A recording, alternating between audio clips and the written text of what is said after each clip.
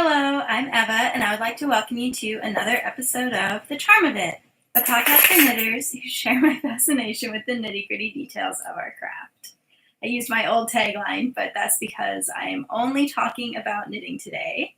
And welcome to my living room. I'm here instead of in the sitting room because Nessie, my puppy, just got spayed. And so she is on restrictions as far as what furniture and other things she can be on. And so it's just a little easier on the downstairs couch, which is quite large. I don't know if you can see Moth, but she's right here, and this is Thistle. So I'm surrounded by pets today. But yeah, this is an entirely new experiment for me, and I'm just streaming in YouTube right now because it seems simpler, so please let me know if it seems to be working or not. And with all of that out of the way, I will get to today's topic, which is going to be 2 sweaters that I have finished knitting in the last month or so. Nessie, can you sit? No, you're not gonna sit. Not live, huh?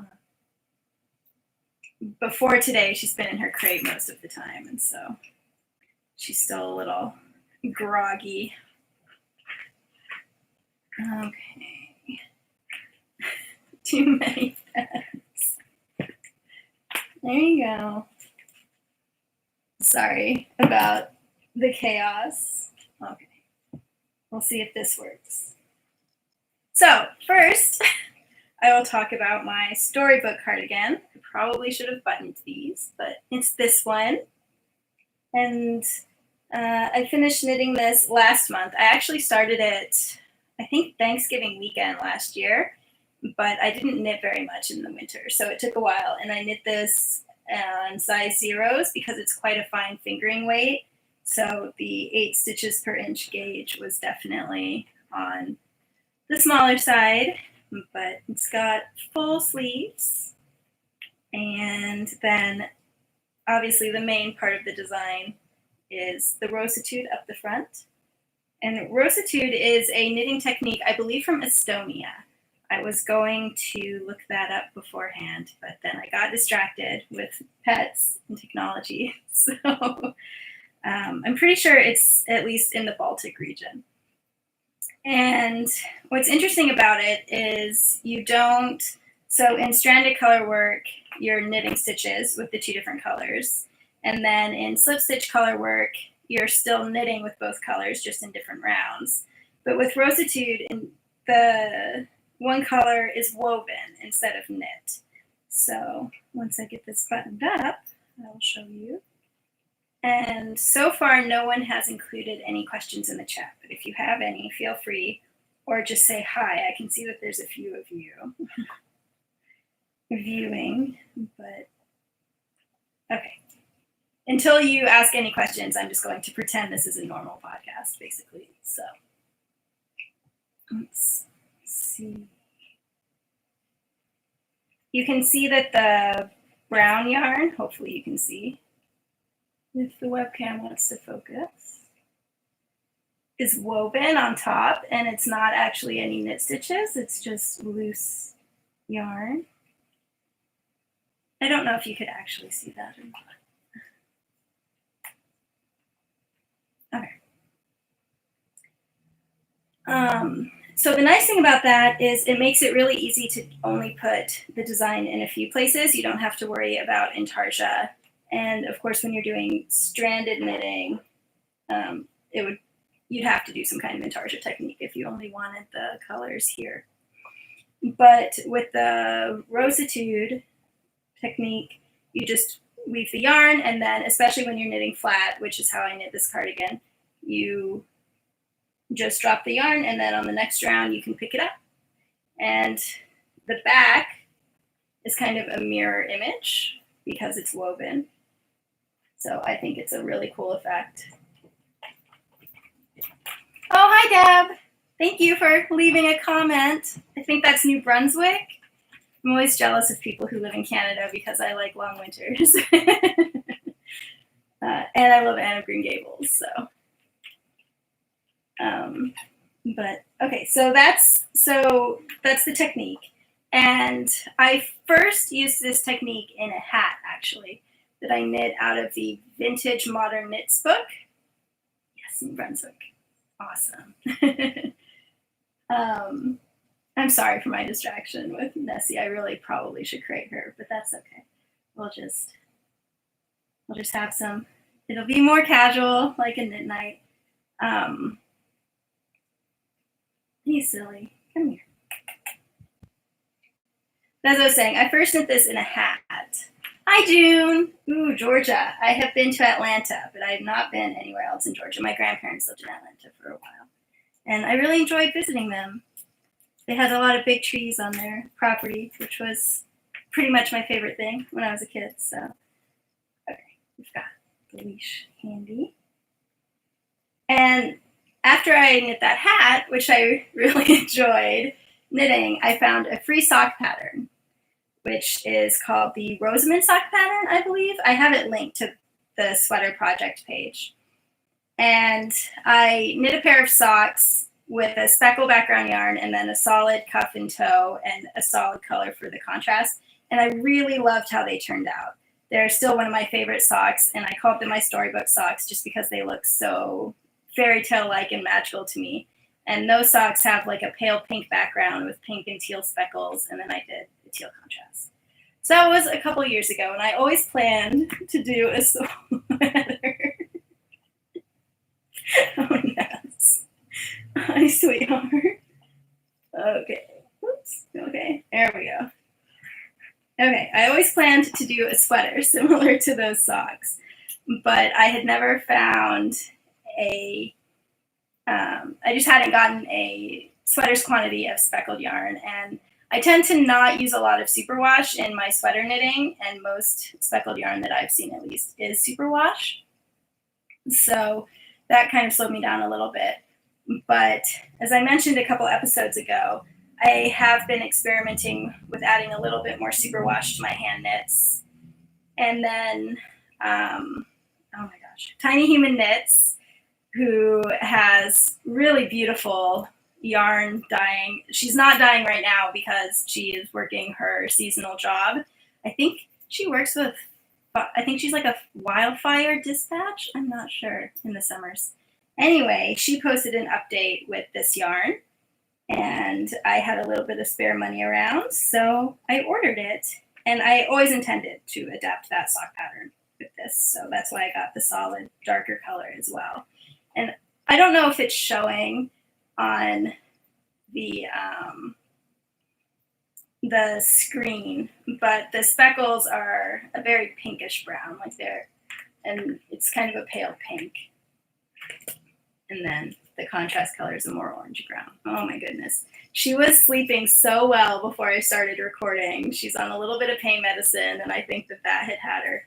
She was out, but now Thistle has a Kong, and Nessie can't use Kongs right now because her cone is too big. So I think that's what's making her feel like she needs to walk around a lot. Anyway. Hi, Anna. I'm sorry that you had to refresh, but hopefully it's working now. And hi, Anne-Marie. She is recovering really well. Part of why we're letting her be on the couch today instead of the crate is because her little incision site is looking really good. So, but still have to try to keep her from moving too much. Okay, so back to, I just called this my Storybook Cardigan because I liked that name for the socks, and I'm not feeling incredibly creative right now. So simple is better. So I knew that I wanted to adapt it, and I figured it would be pretty simple to just do the panel from the sock pattern up both sides of the cardigan front. But one of the things I love about this technique is that it looks a little bit like embroidery, and so I wanted to have that kind of ribbon effect. And a little bit more elaborate style embroidery, so I decided that I wanted my panels to move at an angle. And so all I did to make that happen was I think I worked it out to every 5th row. Nessie, sweetheart, you're giving a very bad impression. I know, you are. Every 5th row, I increased 1 stitch here and decreased 1 stitch on this side. And that let my panel slowly move out. And I really like the effect. I just think it adds a little bit of extra something. And it wasn't that difficult. Like, it wasn't much more complicated than just knitting them straight. Hi, Joe. It's good to, I guess, not see you, but I'm really glad that you're tuning in. I'm so grateful that people wanted to listen to me ramble about sweaters, even if it turned into me rambling about my puppy. Hi, Megan. Oh, I'm glad that you like the angle, too. I think it looks a little bit more like a corset or that kind of like 18th century dresses, which I love the look of. So, and I'll go a little bit into the math on that. On Instagram yesterday, when people posted questions, a lot of them were asking how I work out the math. So I never just work out the set and sleeve math from scratch. I do one of two things. I either use Ann Budd's handy book of sweater patterns as a guide, and it's really useful. It's an older book. Ness, hey, sweets. It's an older book that just has charts of a lot of different sweater styles, and then each of those is in size, I think, every 2 inches, so every 5 centimeters. And the charts let you pick a gauge from 4 to 7 stitches per inch, I think. So that makes it really simple. And so that what I'll do in that case, because a lot of times I have fewer stitches in my sleeves than she recommends for whatever size sweater I'm knitting, because, as I said, it's an older book. I think it was published in the early 90s, and it tends to have more positive ease, I think. Hi, Joan. Thank you guys so much for leaving comments. I'm still trying to figure out how to look at everything at once, but this is fun. So, as I was saying, so I usually have fewer stitches in my sleeve than the Ann Budd book thinks that I should. So I do have to adapt a little bit. And what I do with that is I look at the amount of stitches that I'm going to have in the final bind off of the sleeve cap, and I keep that the same. And I also keep the amount of stitches I bind off at the armhole the same. And then in between, usually it's like decrease every second round a certain amount of times, decrease every fourth round a certain amount of times. So that is a little more flexible. And what I'll do is I'll figure out how many decreases I need to work to get the same stitch count number, and make sure that I'm knitting the same amount of rows as the original sleeve cap. So basically I knit more plain rows between my decrease rounds to make up for the fact that my sleeve stitch count is a little bit different. I hope that made sense. Hi, Joan. This is my first chat too, so we are learning together. Next time, I promise, there will be less Nessie. I just feel so bad for her. She spent the past 3 days pretty much only in her crate, and she's not used to that kind of lifestyle. Usually she just has a couple of naps a day in her crate. So I couldn't bear to put her back in. She's got a very good sad face. So that's the first way that I do the math for a set and sleeve cap. And the second way that I do the same thing for the body, looking at the bind off. And so I make sure that the armhole bind off and then the top's shoulder bind off are the same, and just reconfigure the decreases in the middle. And it's always worked well. So I hope that that's helpful, Megan. Like I said, I think as long as you get the length right, it doesn't really matter whether you're decreasing a lot of stitches, or just a few. I don't know. It hasn't seemed to affect my sweaters that much. And it's funny because I like to have a couple inches of positive ease at the sleeve, so it always surprises me that I have a smaller stitch count than the Ann Budd chart. The other way that I do it, and the way I did it for both of these sweaters actually, is I go to Amy Herzog's Custom Fit website, and I buy myself a custom pattern. Let me take a sip of iced tea.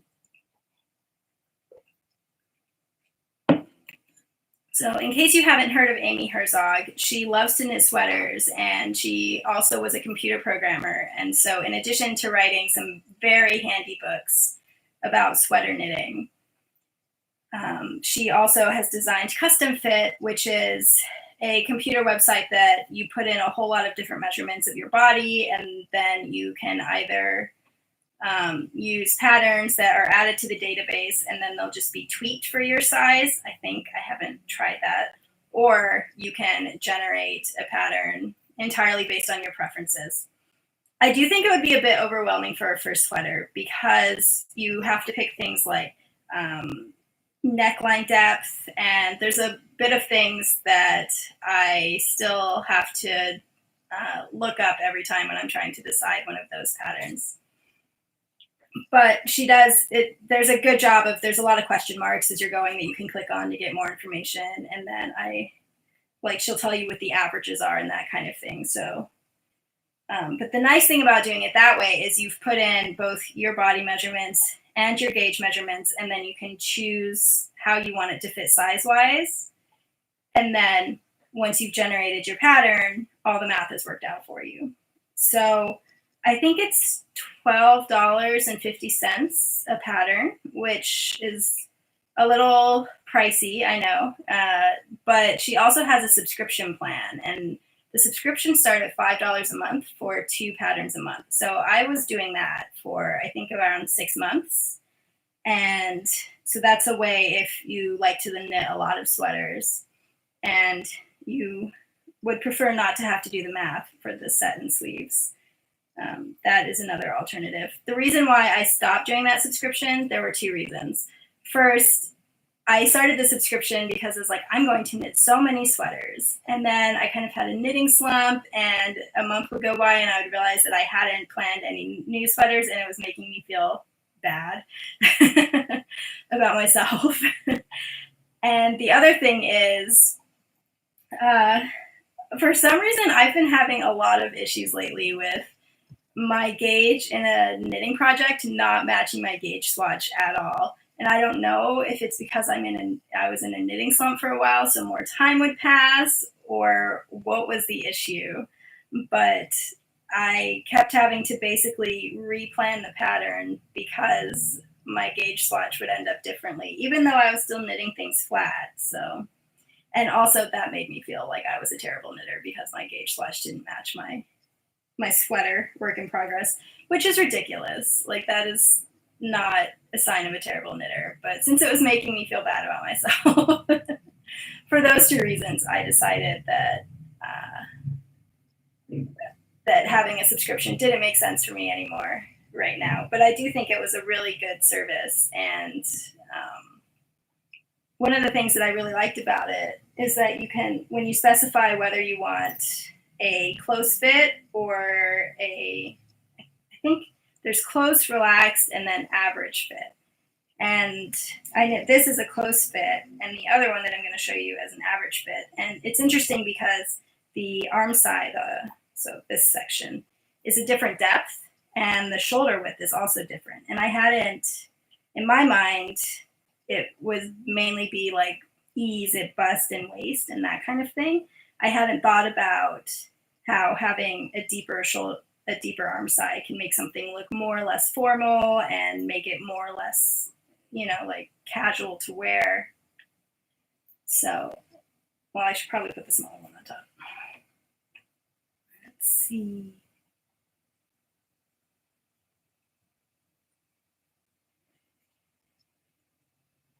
There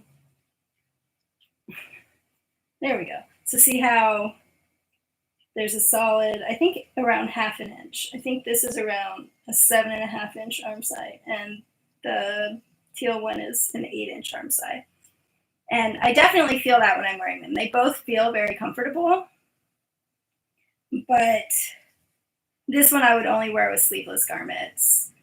And this one I could see layering over something with sleeves as well. And it's more comfortable. So this one is comfortable, and this one is very comfortable, I would say.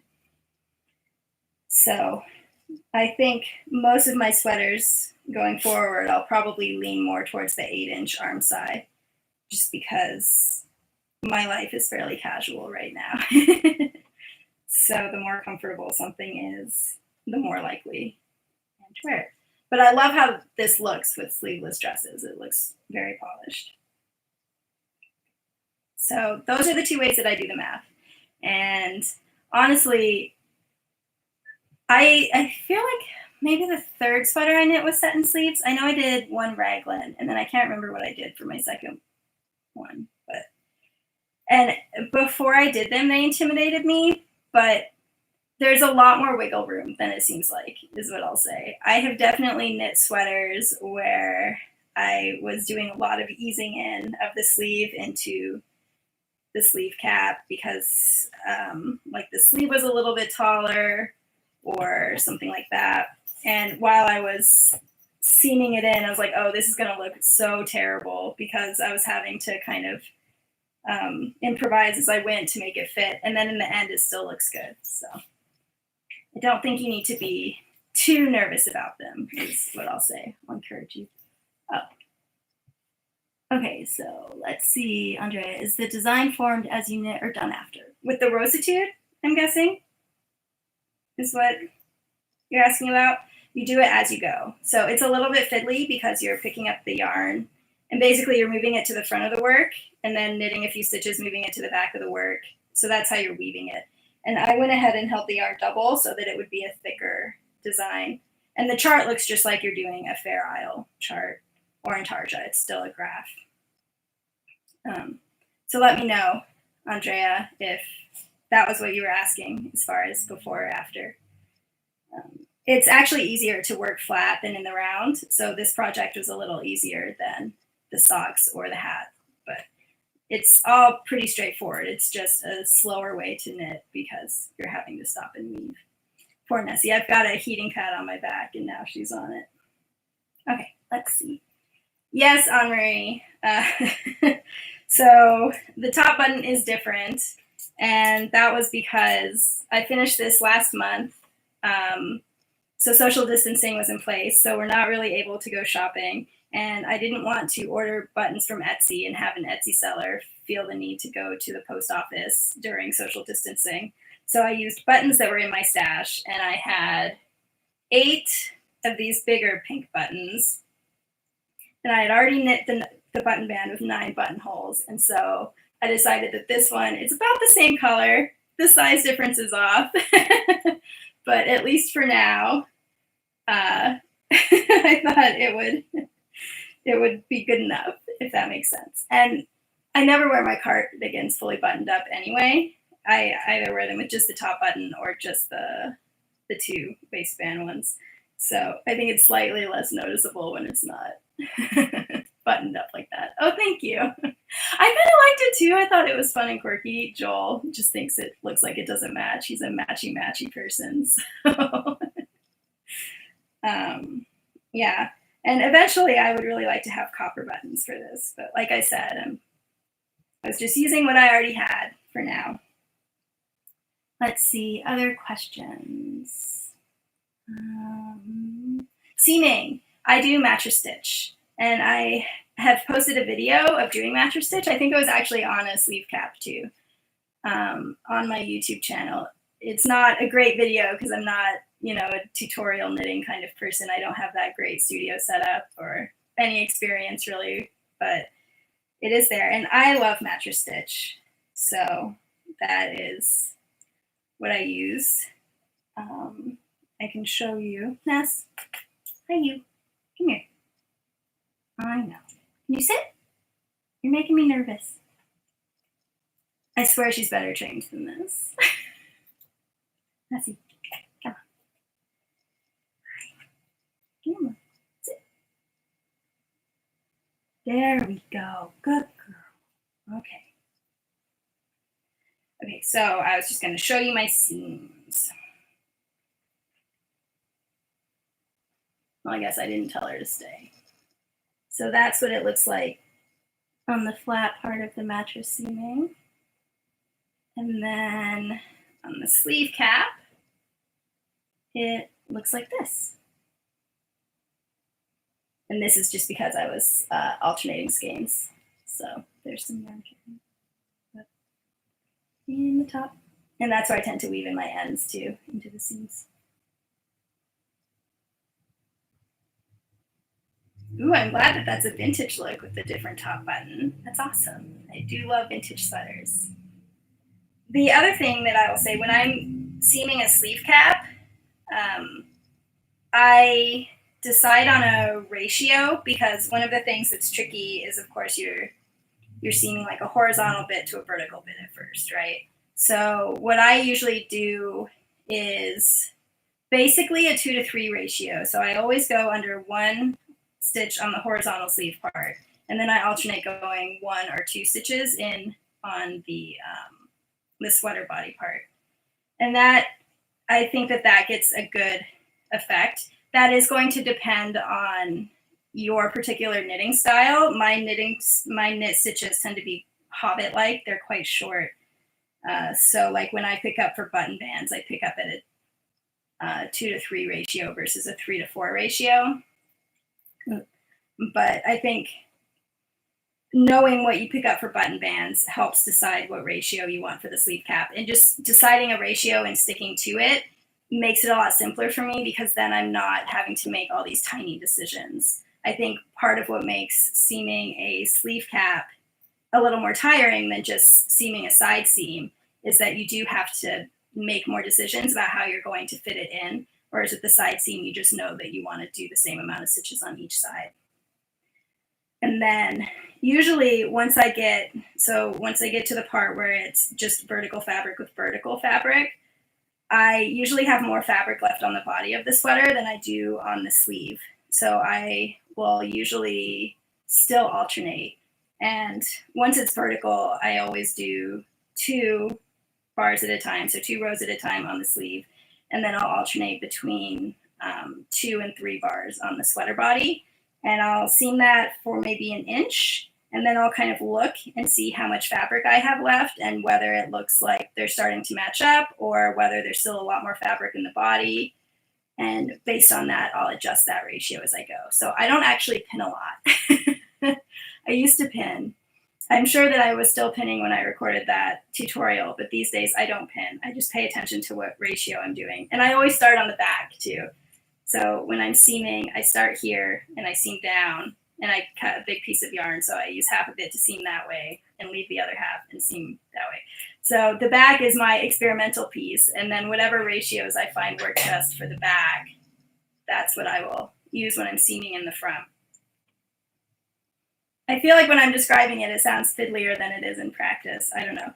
I've always been someone who counts to myself a lot. Like when I was a kid, I would just count random things as I was walking. So having to count in my brain while I'm adjusting things is not much of a challenge for me, I guess I should say. And let's see. Thank you, Suey. I really like it too. And I love Tyrolean sweaters. Oh, hi. Thank you, Ness. So, yeah. Oh, so what I was going to say, and let me just make sure, because okay. I just wanted to make sure that no one had any questions about the custom fit sweaters in case you want to go that route. And I would recommend that if you've already knit a sweater or two and you just want to get comfortable with sleeve caps. The other thing that I should say about those is that it generates whatever your gauge is. So if you're doing an all-over sweater, either stockinette or some kind of all-over pattern, then you're good to go. If you're doing a mainly stockinette pattern and then you're adding panels, then you might have to do your panel gauge separately and figure that out yourself. But so if you're nervous about doing the math to begin with, I would do some kind of all-over pattern personally, just to simplify life. And so once I generated the cardigan, I could see exactly how many rows it would take to get me from the waistband to the neck bind off. And I knew that by the time I hit the neck bind off that I wanted the embroidery to continue up the shoulder strap. So I knew that the embroidery would have to be over here. And then I also looked at how many stitches were going to be left in the shoulder for the final, that final bit of the shoulder. And then I looked at how big this panel would be, and I just added the twisted stitch on either side just to make it a little more panel looking. And so then I knew how many stitches I was going to need on either side in order to center the panel. And then basically I worked backwards, looking at how many stitches I would be binding off here and for the neckband. And that told me if I was going to start right at the button band, how many stitches in I would need to be by here. And then I could look at how many rows that was, and I just divided those numbers, and I got around 5 rows. I should have made life a lot easier on myself and either alternated every 4th and every 6th row or just picked one of those two, because the waist shaping, I think, was every 4th row. So if I had wanted life to be simpler, I would have just done both the waist shaping and the diagonal movement every 4th round. But I did not, so that meant that I was decreasing on the wrong side as well as the right side, but that's okay. The nice thing about cropped sweaters is that there's not, the knitting goes fairly quickly lengthwise. So that was basically the planning that I did before I cast on for the sweater fronts. And the sweater fronts were the last bit of this that I knit. I started with the sleeves because I was really in a sock knitting mood, but I wanted to have a sweater. And then I knit the back because it was nice and simple. And then I finally got around to the fronts. Let's see. I alternated every 2nd row. So that's, yeah. I didn't even realize that people alternate every round. Really? When you're knitting in the round, you alternate every round? Oh, that would be too much for me. I still alternate every other when I'm in the round. I don't like having to drop yarn and pick it up. But yeah, so I would just knit one right side, one wrong side with each color yarn and then swap. And so I alternated the sleeves and I alternated the back. I did not alternate the fronts. And that was because I had enough from one skein that I knew I would be able to knit both the fronts out of the same skein. And since I had 2 balls of the brown yarn attached already, I just did not want to deal with a 4th ball of yarn.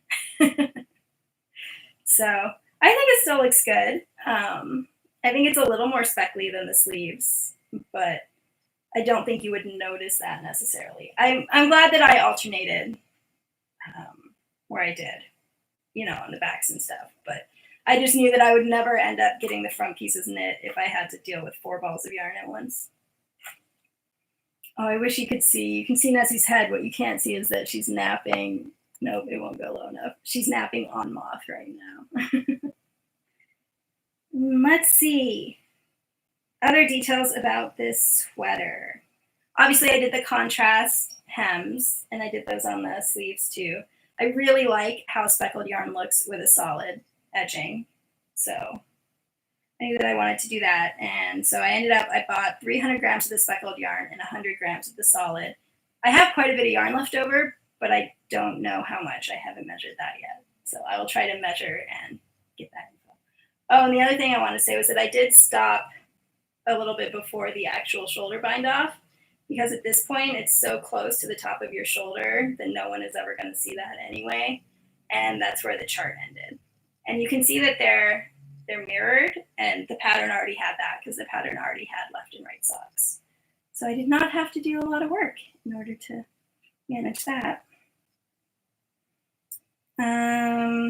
I did my favorite cast on for 1x1 ribbing, which is the tubular cast on. I really love how neat and finished it looks at the end.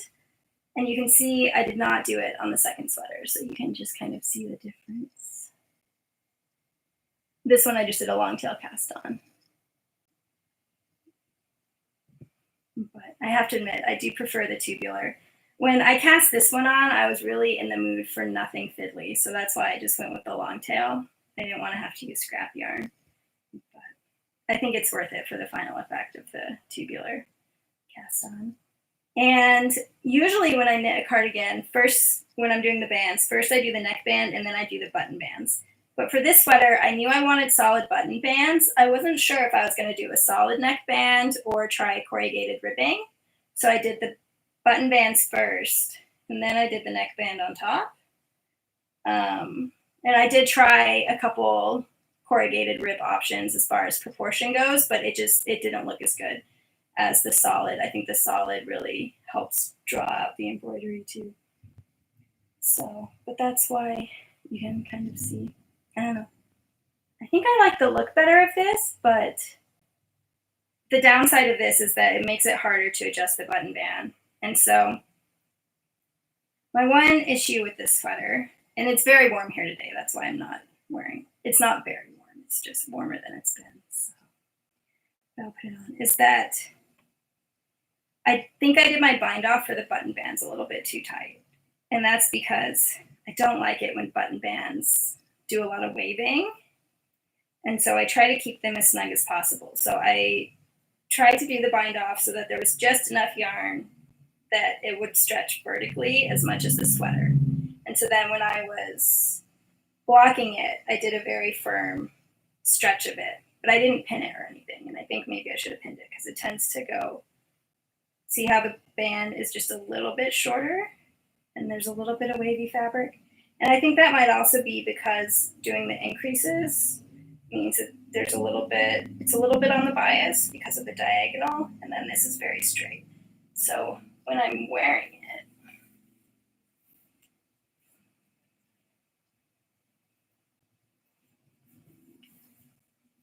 I can't believe we're 30 minutes in and I've only talked about one sweater. I should have known that I would have a lot of details.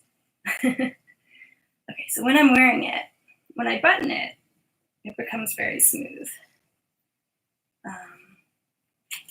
But when I don't button it, or if I just button down at the bottom and leave the top loose, let's see if I can do that with my heating pad on. Let's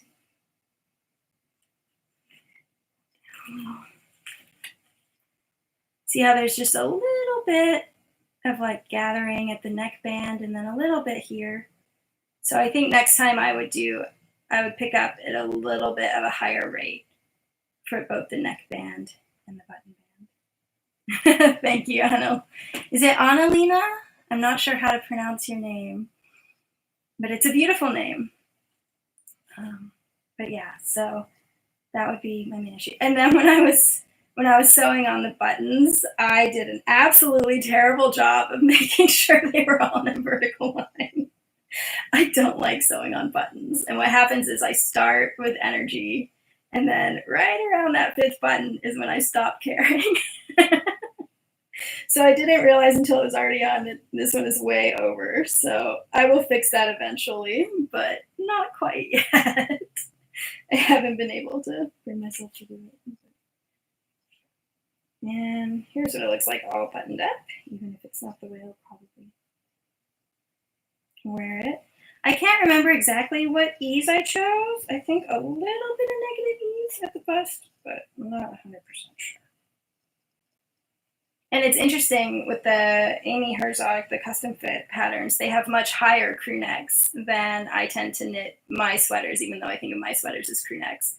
And I actually quite like having the higher neckline. I think it works really nice with blouses. So that's another thing that I will make sure that I'm doing. Oh, Anna. Oh, okay. Now I know who you are. I think of you as your Instagram handle. Okay. But so you can see the button band, it pretty much behaves. There's a little bit of waviness going on. Hi, Souza. Good to see you. Thank you. I'm glad that you like it. I really love it. It looks like I had imagined it would look, so that makes me really happy. And this was definitely my most expensive sweater quantity, just because indie dye. And it's a merino nylon fingering, so. But since I knit it basically at a sock gauge, hopefully it will stand. And I like having extra long sleeves. I talked about this on the podcast episode. I'm a short person, so retail sweaters always have long sleeves on me, and this just feels comfortable. Ooh, okay, so with buttonhole placement, first off, if you don't want to do any math, Amy Herzog has made an app that will do it for you, but just in case. And I also like having the folded back cuff option. So usually I knit the plain band first, so the one that is going to have the buttons on them. Look, I really did a terrible job. The knot is already, it's popped out. It's still knotted, but I don't know why it popped out of the knit fabric. What you gonna do? So I knit the button band first, and then I take the buttons that I'm going to sew on the sweater, and I decide where the top one looks good. I like it to have a little bit of space so that it's not right on the edge of, you know, the top. Oh, good. I'm glad, Andrea. And once I've decided that, then I tend to do between 8 and 9 buttons on most cardigans. And what I'll usually do is just put the buttons down and decide which one looks better. So I do it by eye as far as 8 or 9. And then I also count how many stitches I have, which is especially easy in any kind of ribbing. And then once I've placed the top button, so I count to where the top button is going to be, if that makes sense. So especially on like this sweater. So rather than counting all of the stitches in the band, I decided that the top button was going to be here. So then I counted down to where I wanted the bottom button, which is also a little bit inside. And so then I have how many stitches I'm working with from the top down. And then I just divide it by either 7 if I want 8 buttons total, or 8 if I want 9 buttons total. And if one of those numbers works better, then that's the number that I go with. And so that's how I place them. I don't measure inch-wise. I just go by the stitch count. And that's one of the reasons why I used to do a lot of different button bands as far as different stitch count ones. And now I lean more towards a 1x1 ribbing just because it's the easiest one to fit different stitch counts into. And usually these are actually bigger buttons than I usually use. So that's another reason why I knew I didn't want more than 8 on here. But oh, awesome. You'll have to include a link to the buttonhole calculator website because that sounds great. And so as I was saying, I just divide it by 7 or 8, and then that's going to be the number that's going to include both the stitches in between and the stitches that the buttonhole uses. And I use 2 stitches for my buttonhole. So then on the buttonhole band side, I just count for that row. I hope that makes sense. If not, feel free to ask any more. Oh, thank you. I'm really impressed that you alternate every round. There's no way I would ever do that. Drives me nuts having to drop yarn and then pick it up again. I don't know. It seems so fiddly. Okay.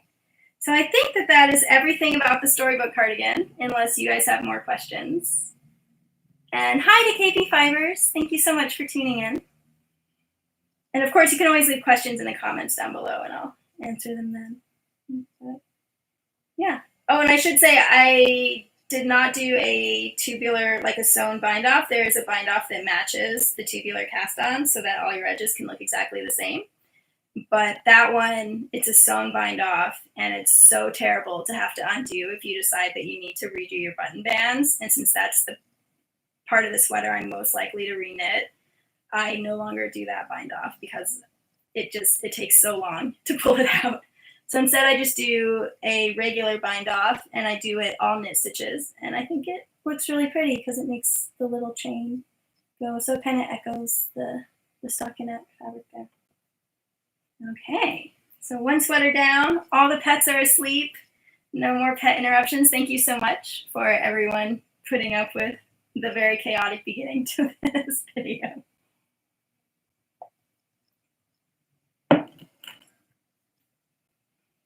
Yes, I'm right there with you, Anna. Okay, so this is my Lichen Fanciers cardigan, and I will admit I did not block this well. So I learned my lesson. Usually when I am blocking sweaters, I soak them with my no rinse will wash in the sink, and then I pull them out and I wrap them up in a towel and step on it to get them dry, and then I lay them flat, and I like smooth them out and make them look all pretty. But this is out of Knit Picks Hawthorne, which is a superwash yarn that I've used for socks before, and I really like how my socks wore once they've been through the machines, both the washing machine and the drying machine. So on Wednesday, I put this in the washing machine, and I had every intention of pulling it out and laying it flat to dry. I've got a little sweater dryer in the basement and patting it, you know, to get these panels looking really nice. And then it was a chaotic day. And when I went downstairs, the rest of the load could go in the dryer. So I just tossed this in the dryer too. So that was my blocking method of choice. And as you can see, these panels really should have been like laid flat to dry, I think because they have ribbing. So they look better on. So this one, I did a stitch pattern from the Japanese Stitch Bible, Knitting Stitch Bible, I think that's what it's called. It is a beautiful stitch dictionary. And all the stitches are designed by the same Japanese designer whose name I cannot remember, but she is a wizard. And I love them all. So I knew when I started planning the sweater that I wanted it to mainly be like very comforting stockinette vanilla knitting, but then I wanted to have something decorative right on the fronts. And that just seemed like a really good use of the Japanese stitch knitting book because a lot of the stitches are definitely very panel based. And see how when it stretches out, it looks a little bit better. So yes, it's a great book. And not only does it have stitches, but it also shows like how to tweak the stitches and how to, she's got some circular yoke patterns. So the decreases are already worked out for you or increases. Oh, it's wonderful. It's very inspirational. And I actually already had these buttons in my stash and the color went so well. I had ordered them for a different sweater, but they were on the larger side. And so they looked awkward on with that sweater. So I just stored them. Usually I buy 15 millimeter or 16 millimeter buttons, which is around 5/8 of an inch. That works well for most of my sweaters. And I think these are like 17 or 18 millimeters. So you can see this button band is wavy. We will get into that. But here's what it looks like when the panels are stretched. I think the panels look really nice. And I picked this particular design out of the book. First, I already knew about what stitch count I was looking for because I already had my gauge for the stockinette portions. And so I thought around a 3-inch panel would look good.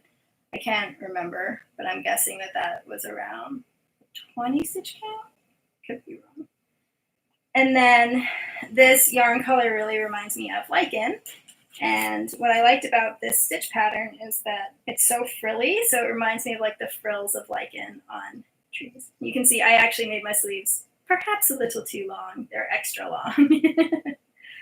So I think I prefer the sleeve length on the Storybook pattern, but that's okay. You can always pull them up. And this took just a little bit over 3 skeins of yarn, and that was with a lot of swatching. So I would definitely be able to do a 3-skein long sleeve cardigan of this in the future. I agree, Megan, so the other reason why I chose this, thank you for the reminder, is that I've knit some socks in Hawthorne, and I really like how they look in both the cables and the lace. I think the yarn does a really good job of showing off that kind of knitting pattern. Originally, I tried to use this yarn to knit a colorwork dinosaur sweater, which has little triceratops going around the bottom of it. I knit those triceratops 4 or 5 times, trying out different contrast yarns from my stash, and I was trying to knit it in Tarja instead of Fair Isle because none of my leftover stash, I should say, none of them was in that. The pattern is written for Fair Isle dinosaurs, and then you continue the, the lice pattern. But I didn't have enough yarn for any of that. So I was like, oh, I'll just knit them in Tarja style. And that way it won't look weird that I'm not continuing the lice pattern. But the Triceratops horns, I have not done a lot of intarsia knitting, and I just could not get them to look nice. And I don't think Hawthorne is a yarn that's great for color work, just based on, to be fair, I was using various leftover sock yarns for the Triceratops. So maybe hawthorn with hawthorn would be okay. But I just didn't like how it looked, and it felt like I was fighting with the yarn. So eventually I gave up. Ooh, that's awesome. My socks in hawthorn have held up really well. That's why I wanted to try a sweater out of it as well.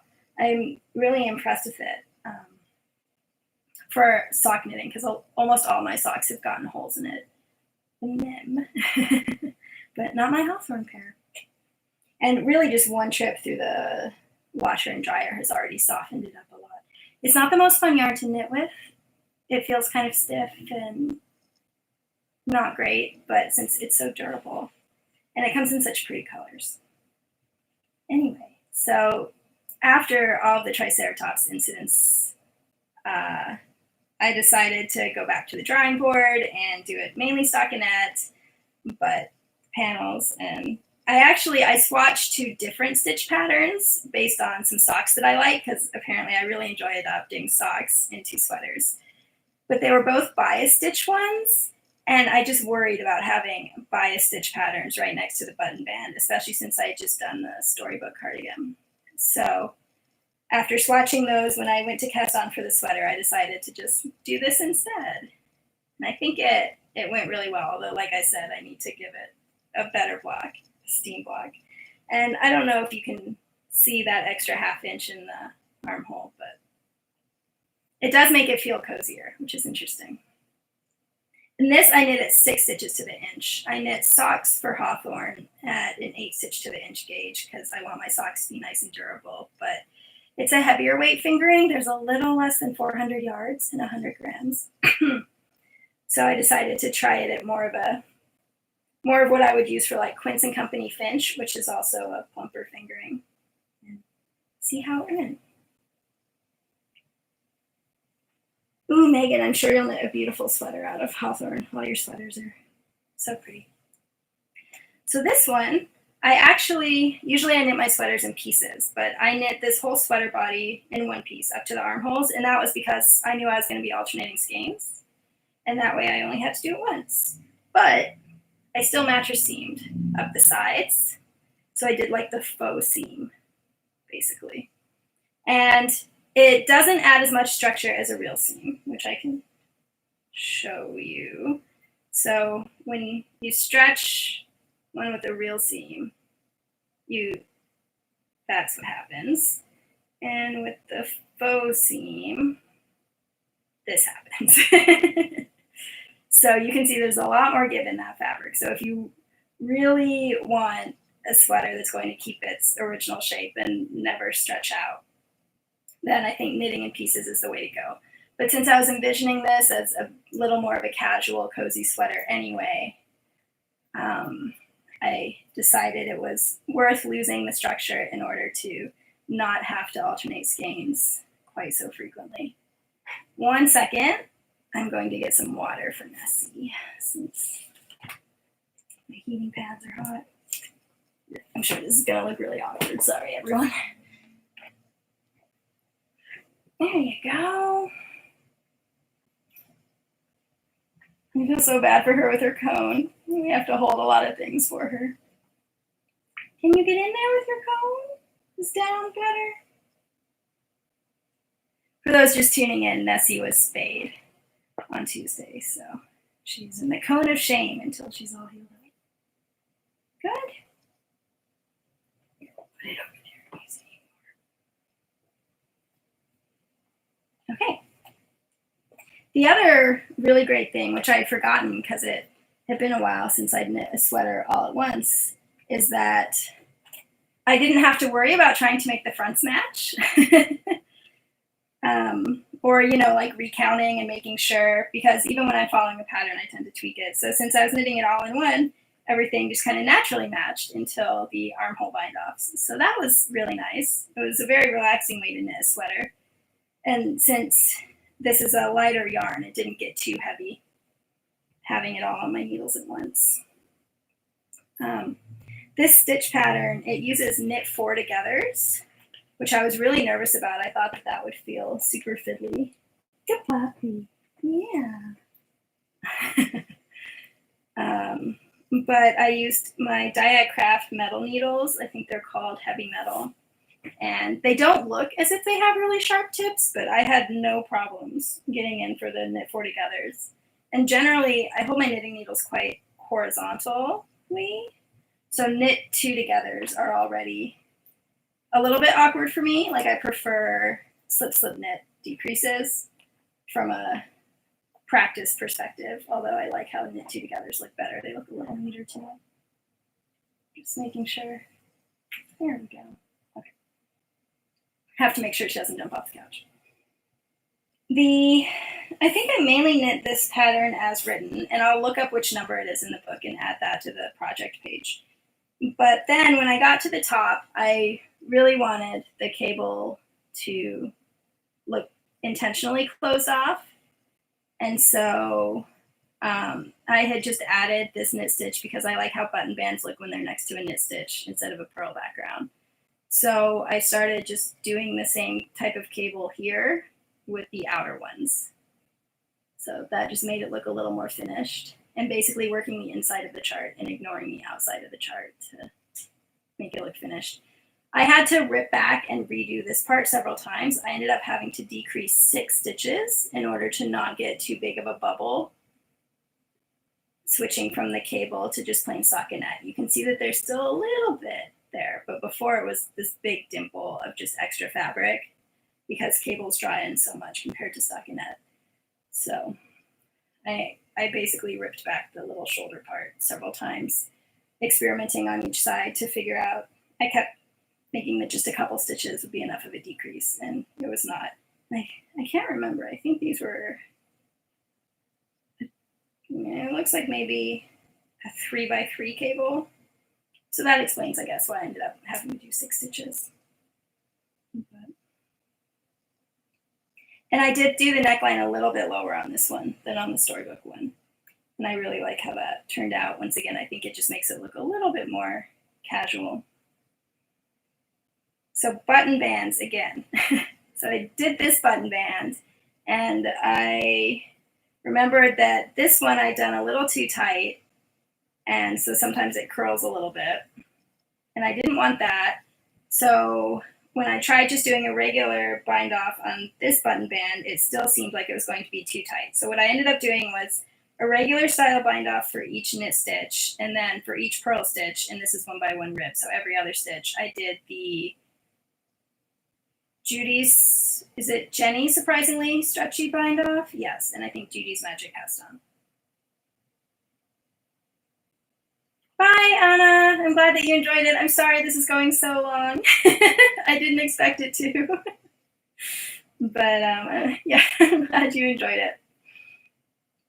So that basically you do a yarn over every other stitch. And that made it so that it was really nice and stretchy, and it definitely stretched as much as the body of the sweater.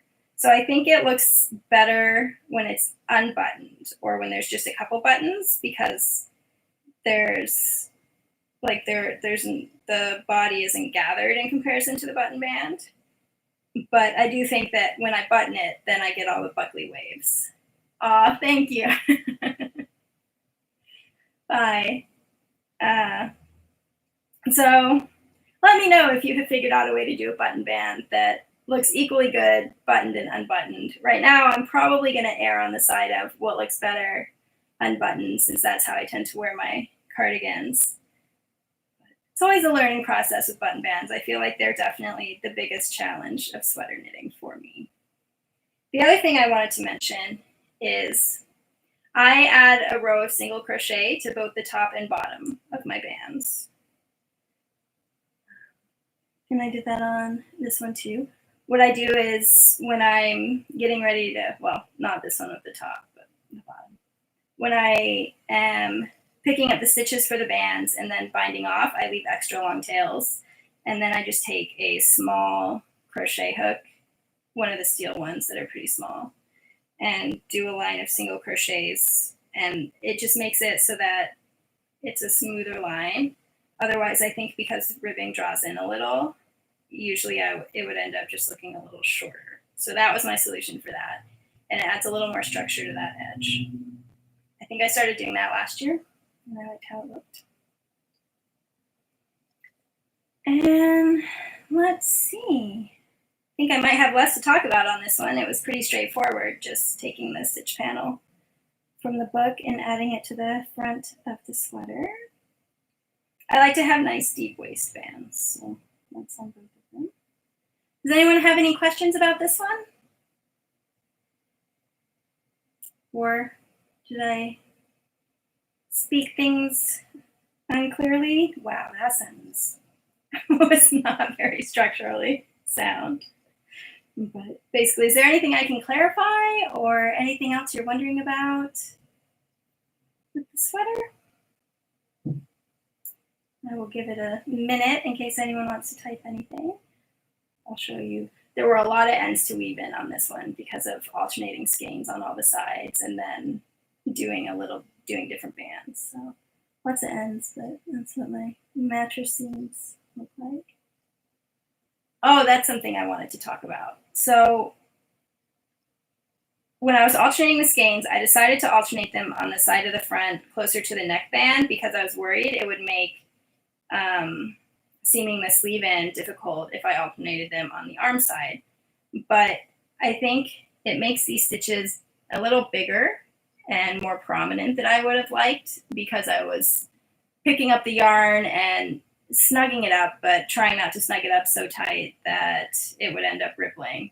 So I erred on the side of loose. So those stitches are a little bit bigger and just, it's a more noticeable line than I would have liked.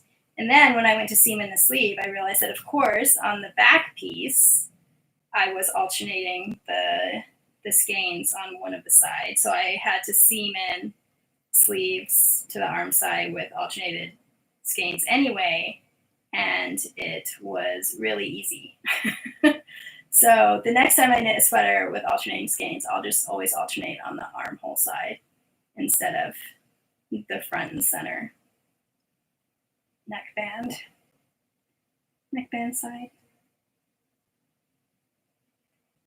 I did not use helix knitting to alternate. I just dropped and picked up the yarn, and I was very much complaining about how that worked for the sleeves in my last episode or the episode before that. And several people suggested helix knitting, so I will try that the next time I need to alternate skeins.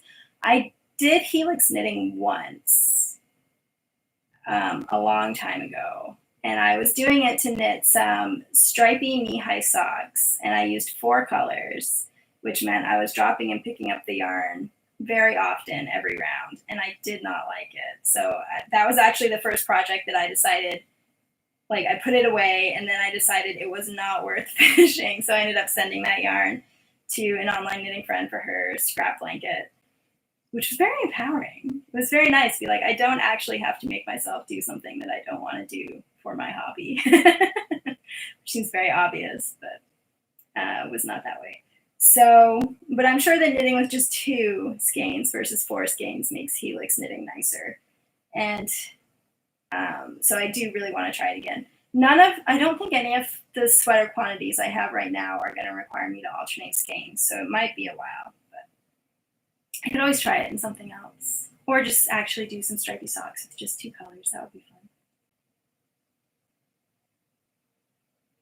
Yeah, that's cool that you do the same bind off for your button bands. I really like how it adds a little bit of yarn, but not as much as doing the full bind off.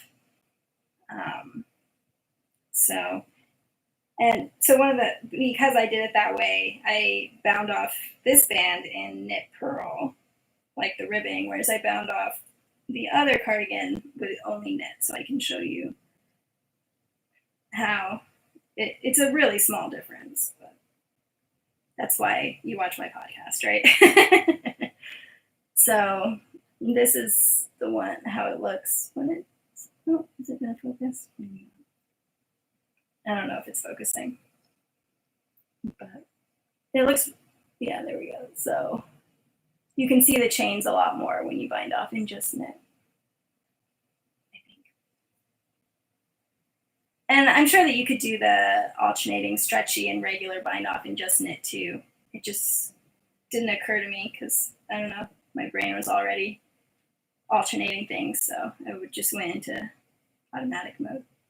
And I don't think I have the crochet hook that I use for the single crochet downstairs, but I think it's around a US 1 for fingering weight yarn. And I can do a little close-up of that too. I was a crocheter when I was a kid, so, but single crochets are quite easy. And then basically I just do a slip stitch to join it to the band. And I really, this colorway, I think it's discontinued. It's called Cully, but I really love how it knit up.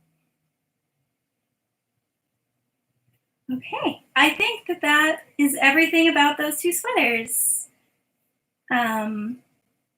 Just waiting, yep. I don't see many other questions. I will give it a couple minutes, just in case. I'll show you the sock that I'm knitting now. So I had quite a bit of yarn left over from the Lichen Fanciers sweater. So I decided to knit some matching socks. And here's the first one. I'm doing this with Anna, who is Caledonia on Instagram. She gifted me this pattern. And it's so fun. It's got the asymmetrical.